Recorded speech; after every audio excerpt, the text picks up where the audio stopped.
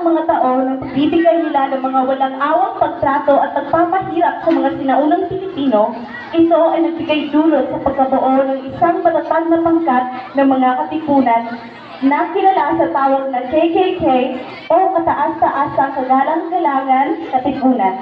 Sa pagsasadulang ito din, makikita ang ekzekusyon ng isa sa ating mga bayani na si Jose Rizal dahil sa pagiging banta sa pamahalaang Espanyol. Iba't iba ang kanilang pamamaraan, ngunit iisa lamang ang kanilang mga layunin. Ang layuning wakasan ang pagdurusa ng mga Pilipino, layuning maging malaya ang ating bayan, at ang layuning muling kunin at bawiin ang ating bansa, ang bansang Pilipinas.